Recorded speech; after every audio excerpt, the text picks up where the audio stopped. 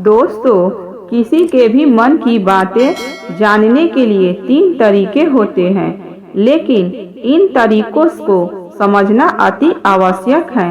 यदि आप इन 3 तरीकों को समझ लेते हैं तो आप किसी के भी मन की बातें बड़ी ही आसानी से जान सकते हैं, समझ सकते हैं।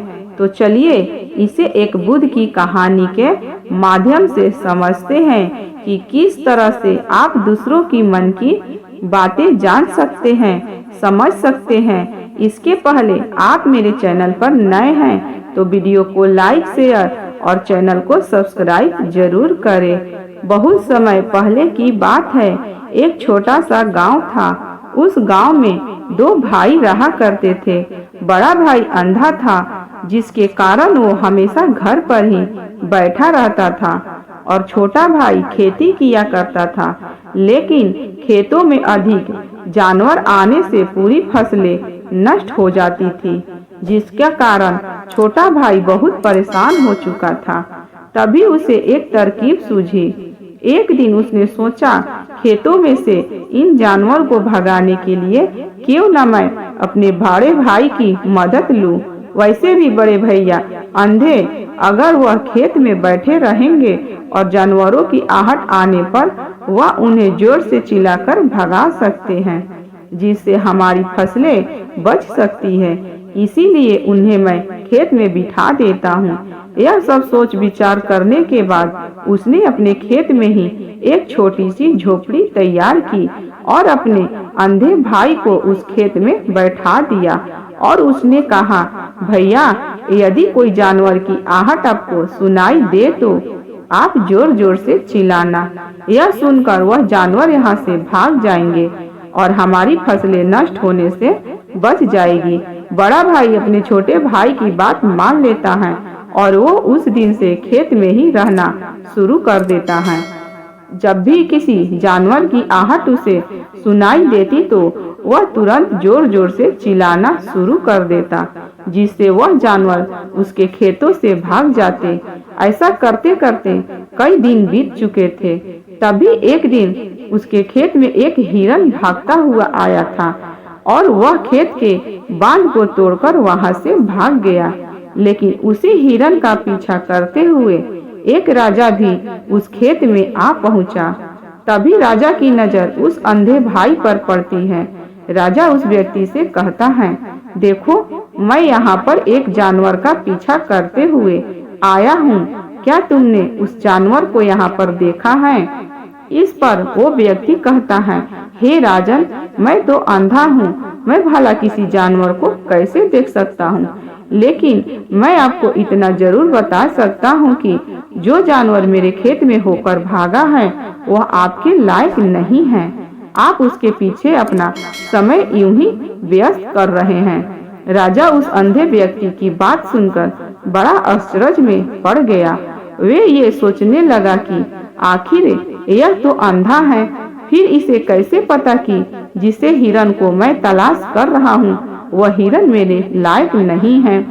यह अंधा व्यक्ति मुझे कैसे बता सकता है। तभी राजा उस अंधे व्यक्ति से कहता है, कहीं तुम मुझसे झूठ तो नहीं बोल रहे हैं? एक तरफ तुम यह कहते हो कि तुम अंधे हो और दूसरी तरफ तुम यह भी कह रहे हो कि जो जानवर यहाँ से भागा है वो मेरे लायक नहीं है। इस पर वो अंधा व्यक्ति कहता है, हे राजन, जिसे आप एक हिरन समझ रहे हैं, असल में वह एक हिरन नहीं है बल्कि एक हिरनी है, और वो भी गर्भवती है। और जहाँ तक मुझे ज्ञान है, मैंने कभी किसी राजा को किसी गर्भवती हिरन का शिकार करते हुए नहीं सुना है, और इसी कारण मैं आपसे यह कह रहा हूँ कि वे आपके लायक नहीं हैं। आप उसके पीछे अपना समय व्यर्थ कर रहे हैं। यह सुनकर राजा और भी अचरज में पड़ गया। वे ये सोचने लगा कि आखिर ये अंधा आदमी यह कैसे जान सकता है कि वे हिरनी हैं और गर्भवती हैं। राजा कुछ देर सोच विचार करने के बाद अपने सेनापति से कहता है, सेनापति जी, मुझे वे जानवर जिंदा चाहिए, क्योंकि मुझे यह पता करना है क्या वो हिरनी है और क्या वह गर्भवती है, क्योंकि यह अंधा आदमी बहुत विश्वास के साथ कह रहा है और मुझे इस बात की पुष्टि करनी है। यदि वह हिरनी हुई और गर्भवती हुई तो हमारे शिकार के लायक नहीं है, क्योंकि हम तो एक हिरन का पीछा कर रहे थे। इसीलिए जाओ और पता करो कि क्या वो हिरनी है। सेनापति राजा से आज्ञा लेकर आगे की ओर बढ़ चलता है और कुछ देर बाद जब वह वापस लौटकर आता है तो वह राजा को कहता है, हे राजन, इस अंधे आदमी ने जो भी बातें कही है वे बिल्कुल सही है। वे एक हिरनी ही है और वह गर्भवती भी है। यह सुनकर राजा आश्चर्यचकित रह गया। उसे समझ नहीं आ रहा था कि आखिर अंधा आदमी कैसे पता कर सकता है कि वह जानवर एक हिरनी है और तो और वह गर्भवती भी है। भला एक अंधा आदमी यह कैसे देख सकता है, यह कैसे जान सकता है, आखिर इससे यह कैसे पता चला। ऐसे कई सारे प्रश्न अब राजा के मन में उमड़ने लगे। अब राजा ने यह ठान लिया था कि मुझे इस बात की तक पहुंचना ही है कि आखिर ये अंधा आदमी कैसे जानता है कि वह जानवर एक हिरनी है।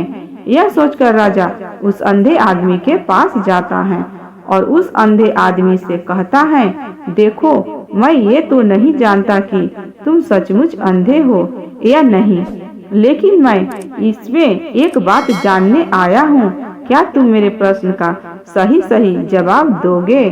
इस पर अंधा व्यक्ति कहता है, हे राजन, आप जो कुछ पूछना चाहते हैं मुझसे पूछ सकते हैं। मैं आपको बिल्कुल सच सच जवाब दूंगा। इस पर राजा कहता है, देखो, एक तो तुम कहते हो कि तुम अंधे हो और दूसरी तरफ तुमने यह बता दिया कि जिस जानवर का पीछा मैं कर रहा हूँ वह एक हिरनी है और तो और वह गर्भवती भी है। आखिर तुमने यह कैसे पता चला? तुम्हारे खेत में और भी तो जानवर आते होंगे और भी तो जानवर यहाँ से गुजरते होंगे, फिर तुमने यह कैसे अंदाजा लगाया? तभी वह अंधा व्यक्ति राजा से कहता है, हे राजन, आप जिस हिरनी का पीछा कर रहे थे वही हिरनी जब मेरे खेत में आई, उसकी रफ्तार और उसके भागने की आहट से मुझे यह एहसास हो चुका था कि यह एक हिरनी है और मेरे खेत की जो बांध है वह बहुत छोटी है, उसकी ऊंचाई ज्यादा नहीं है। यदि कोई हिरन होता तो उस बांध को बड़ी आसानी से लांघ जाता, लेकिन वह हिरनी इस बांध को तोड़कर भागी है और यदि वह इस बांध को छलांग लगाकर पार करने का प्रयास करती तो उससे उसके बच्चे को खतरा होता। और इसी बात से मैंने यह पता लगा लिया कि वह गर्भवती है। इस कारण वह ज्यादा ऊंची छलांग लगाकर मेरे खेत की बांध को तोड़ते हुए भाग गए। इस पर राजा के मन में एक और प्रश्न उठा। राजा ने कहा, किंतु तुम्हें कैसे पता चला कि वह एक हिरनी ही है? और भी तो कोई जानवर यहाँ पर आ सकते हैं। इस पर वह अंधा व्यक्ति कहता है, हे राजन, मैं पूरा दिन सुबह शाम यहीं पर बैठा रहता हूँ और मेरी सुनने की शक्ति बहुत तेज है। मैं ये बात जता सकता हूँ कि कौन सा जानवर खेत में आया है और उसी के आधार पर मैं जोर जोर से चिल्लाता हूँ ताकि वे मेरे खेत से भाग जाए और मेरे खेत की फसलों को नष्ट न कर पाए।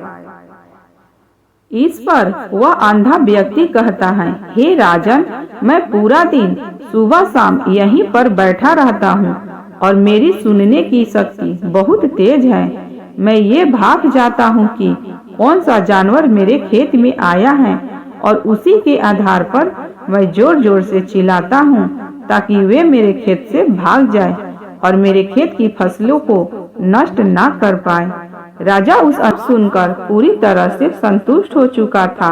वह मन ही मन यह सोच रहा था कि आदमी भले ही अंधा हो, लेकिन यह तो बड़ा ज्ञानी मालूम पड़ता है। इस आदमी से कुछ न कुछ तो काम निकलवाना ही चाहिए। यह विचार लिए हुए राजा वहां से वापस अपने महल की ओर लौट जाता है। राजमहल पहुँचते ही राजा उस अंधे व्यक्ति से कहता है, आप तो बड़े ज्ञानी हैं, आपको किसी भी बात का पता बड़ी आसानी से चल जाता है।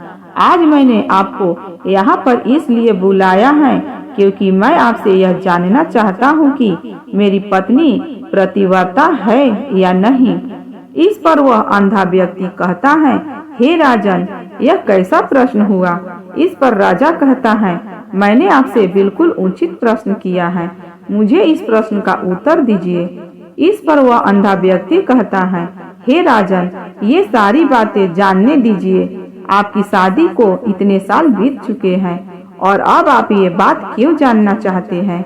आपके मन में ऐसे प्रश्न क्यों उठ रहे हैं? इस पर राजा जिद करते हुए कहता है, देखिए, आपको मुझे इस प्रश्न का उत्तर तो देना ही होगा। यदि आप मुझे इस प्रश्न का उत्तर नहीं देंगे तो मैं आपको मृत्यु दंड दे दूंगा। राजा के मुख से यह बात सुनकर वह अंधा व्यक्ति कहता है, हे राजन, यदि आप इस प्रश्न का उत्तर चाहते हैं तो इसके लिए आपको मेरा एक काम करना होगा। राजा कहता है, बोलो, मुझे क्या काम करना होगा। इस पर व्यक्ति कहता है, इसके लिए आपकी पत्नी को मेरे साथ कमरे में अकेले छोड़ना होगा। उस अंधे व्यक्ति की यह बात सुनकर राजा पहले तो क्रोधित हो जाता है, लेकिन फिर कुछ सोच विचार करने के बाद वह उस व्यक्ति की बात मान लेता है और अपने सेनापति को आदेश देता है, सेनापति जी, इस व्यक्ति को और मेरी पत्नी को एक कमरे में कुछ देर के लिए अकेला छोड़ दे। सेनापति बिल्कुल वैसा ही करता है। अब राजा की पत्नी और अंधा आदमी एक कमरे में बंद हो चुके होते हैं। तभी वे अंधा आदमी राजा की पत्नी से कहता है, मुझे आपको छूना है। इस बात पर रानी अत्यधिक क्रोधित हो जाती है और उस अंधे आदमी को वो पकड़ पकड़ कर पीटने लगती है, कभी हाथों से तो कभी लातों से तो कभी पटक पटक कर। इस तरह से उन्होंने उस अंधे आदमी की खूब पिटाई की। उसके बाद किसी तरह से वे अंधा आदमी अपनी जान बचाकर वहां से भाग निकलता है और वह राजा के पास पहुंचता है और वह राजा से कहता है, हे राजन, आपकी पत्नी पतिव्रता नहीं है। यह बात सुनकर राजा अत्यधिक क्रोधित हो उठता है और राजा अपनी तलवार निकालकर सीधा अपनी पत्नी की ओर जाता है और क्रोधित होकर वह अपनी रानी से कहता है, रानी जी, आज मैं जो भी सवाल आपसे करने वाला हूँ उसका मुझे सच सच जवाब दीजिएगा और यदि आपने एक शब्द भी झूठ कहा तो मैं आपका अभी के अभी सर धड़ से अलग कर दूंगा। तभी आगे बढ़े राजा कहता है, मुझे बताइए, क्या आप पतिव्रता हैं या नहीं। इस पर रानी कहती है, हे राजन, आप भले ही मुझे जान से मरवा दीजिए, लेकिन मैं पतिव्रता नहीं हूँ। राजा यह बात सुनकर बहुत खुश हुआ क्योंकि उस अंधे आदमी ने जो भी कहा था वह बिल्कुल सच था। यह बात सुनकर तुरंत ही राजा उस आदमी के पास पहुँचता है और आकर उस अंधे आदमी से कहता है, तुम्हें कैसे पता चला कि मेरी पत्नी पतिव्रता नहीं है। इस पर वह अंधा आदमी कहता है, हे राजन, बड़ी सीधी सी बात है। मैंने तो आपकी पत्नी से बस इतना ही कहा था कि मुझे आपको छूना है और वो इस बात पर वह इतना क्रोधित हो उठी कि उन्होंने गुस्से में आकर मुझे लात घूंसों से पीटना शुरू कर दिया। और भला कोई औरत किसी और मर्द को कैसे छू सकती है, लेकिन उन्होंने ना आप देखा ना ताव देखा, बस लात घूंसे मुझ पर बरसाने शुरू कर दिए। वह भी तो एक छूना ही हुआ और एक पतिव्रता नारी कभी भी पराये मर्द को नहीं छूती। जब मैंने उसे छूने के लिए कहा था तो वह उस वक्त मुझे मना कर सकती थी, लेकिन उन्होंने तो मुझे पीटना शुरू कर दिया और देखते ही देखते उन्होंने मेरे पूरे शरीर को छू लिया। अब आप ही बताइए, ऐसी स्त्री भला पतिव्रता कैसे हो सकती है। इस पर राजा कहता है, तुम तो बड़े ज्ञानी मालूम पड़ते हो। अच्छा ठीक है, चलो तुम मेरे एक प्रश्न का और जवाब दो। यदि तुमने मुझे इस प्रश्न का सही सही जवाब दे दिया तो मैं तुम्हें यहाँ से जाने दूंगा। आगे राजा उस अंधे आदमी से कहता है कि तुम मुझे यह बताओ, क्या मैं सच में अपने पिताजी का ही बेटा हूँ या फिर किसी और का? इस पर वह अंधा भी कहता है, हे राजन, इस बात से आपका क्या लेना देना?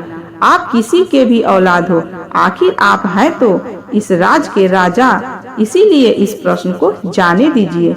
लेकिन राजा कहता है, नहीं नहीं, मुझे इस प्रश्न का सही सही जवाब चाहिए, अन्यथा यह प्रश्न मुझे हमेशा परेशान करता रहेगा।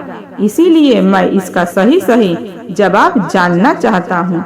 यदि तुम इसका सही सही जवाब दे देते हो तो तुम यहाँ से जा सकते हो, मैं तुम्हें नहीं रोकूंगा।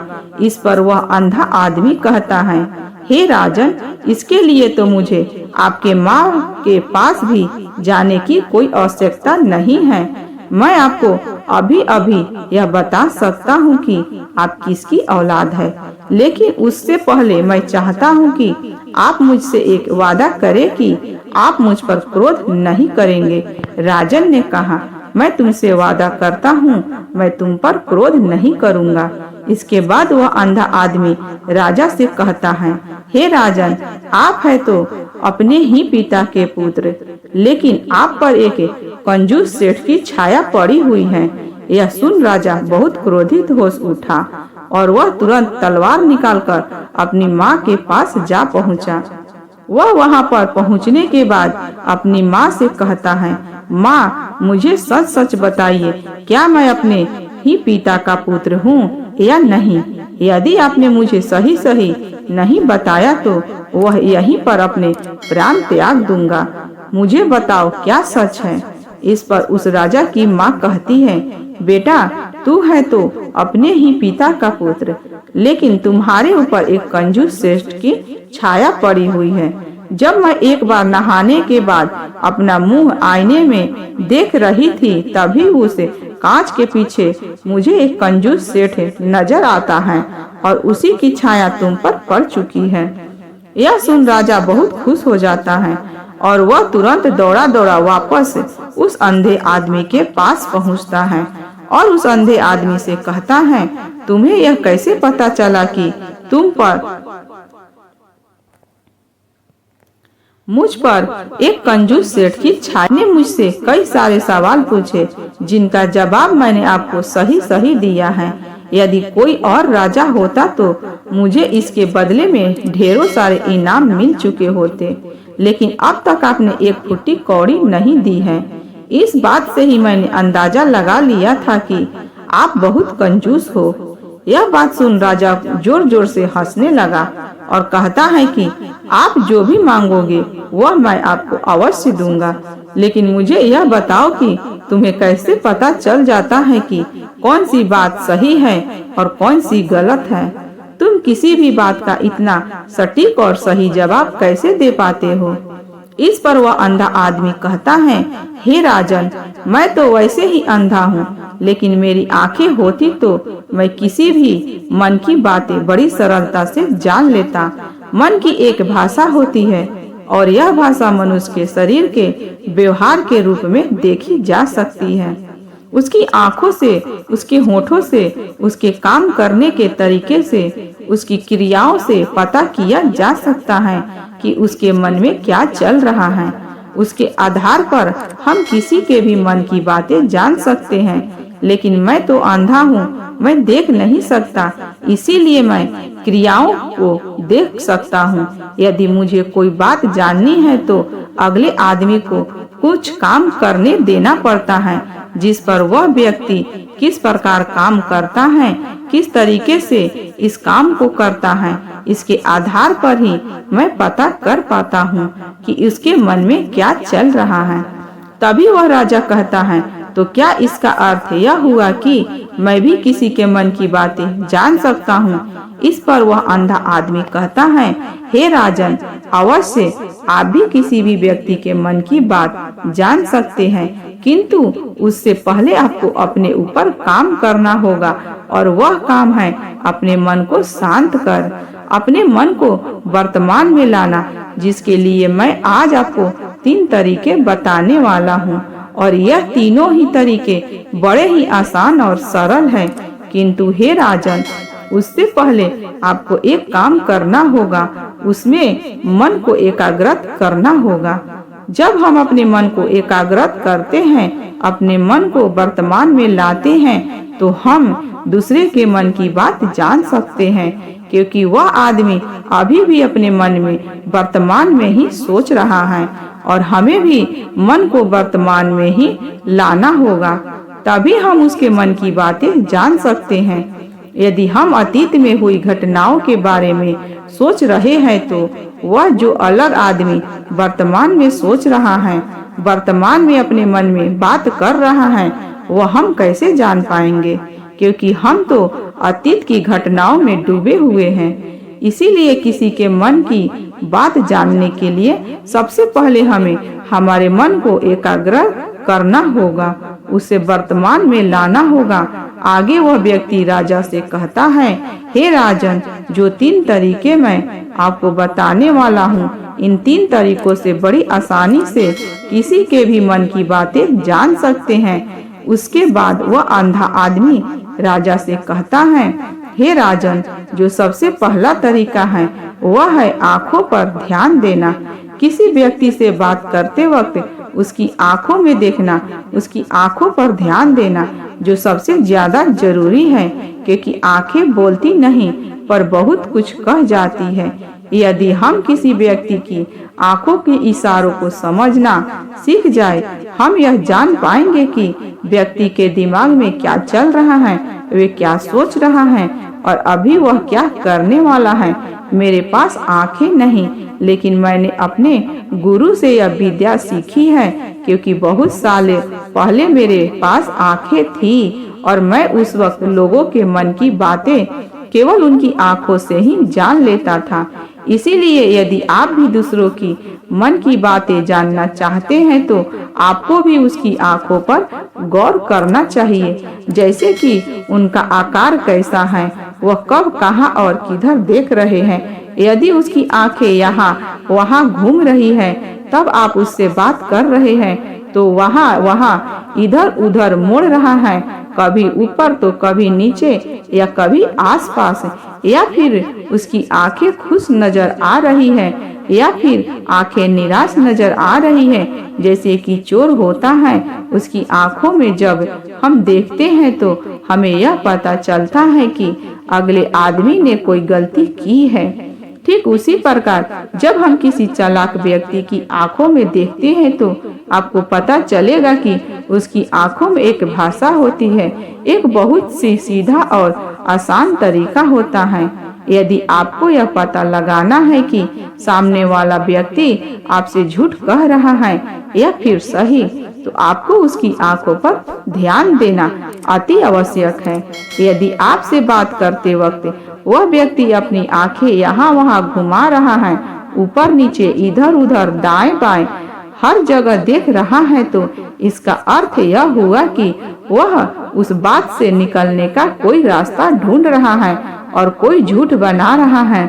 यदि सामने वाला व्यक्ति आपसे कुछ झूठ कहने का प्रयास कर रहा है, तो वह आपसे नजर नहीं मिलाएगा, वह यहाँ वहाँ देखेगा, ऊपर नीचे देखेगा, लेकिन वह आपकी आंखों में आंखें डालकर कभी नहीं देख पाएगा, क्योंकि उसे डर है कि यदि उसने आपकी आंखों में आंखें डालकर देखी तो उसका झूठ पकड़ा जाएगा और लोगों को सच्चाई का पता चल जाएगा। और इसी प्रकार कुछ और भी भाषाएं होती है। जब आप किसी की आंखों में आंखें डालकर यह देखना शुरू कर देंगे कि उसके हाव भाव क्या हैं, ठीक उसी प्रकार चेहरे के हाव भाव होते हैं, जिससे हम मन की बातें बड़ी आसानी से समझ सकते हैं और उन्हें भी समझा बहुत जरूरी है। कभी कभी कोई व्यक्ति अपने चेहरे से जैसे आंखें, होंठ और बहुत से कुछ अलग अलग व्यवहार करता है, यदि आप किसी व्यक्ति के चेहरे में गौर करेंगे तो आप आसानी से समझ पाएंगे कि वह व्यक्ति निराश है, जब व्यक्ति बहुत उदास है, या फिर वह बहुत खुश है, या फिर उससे कोई बहुत बड़ा दुख है, वह अपने अंदर क्या महसूस कर रहा है।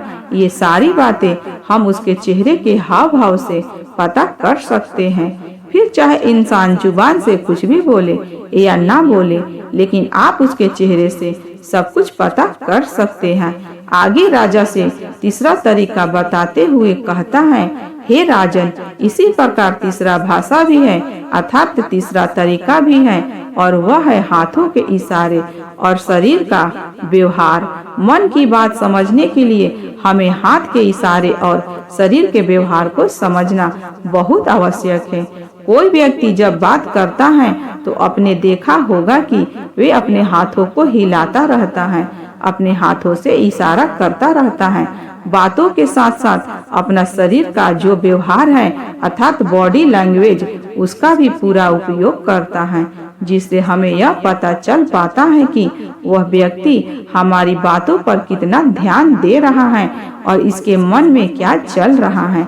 शरीर का व्यवहार को देखने के लिए उसके हाथ पटकाने, शरीर मटकाने और चेहरे पर बार बार हाथ हलाल, हाथों का एक दूसरे में मसलना, ऐसी बहुत सी क्रियाएं होती है, उस पर हमें ध्यान देना अति आवश्यक है। मन की बात को समझने के लिए हमें शरीर का व्यवहार को भी समझना पड़ता है। यदि हम इन तीनों तरीकों को सही तरीके से ध्यान देकर इन तरीकों को अच्छे से समझ लेते हैं तो बहुत जल्दी किसी भी व्यक्ति के मन की बातें बड़ी सरलता और सहजता से जान सकते हैं।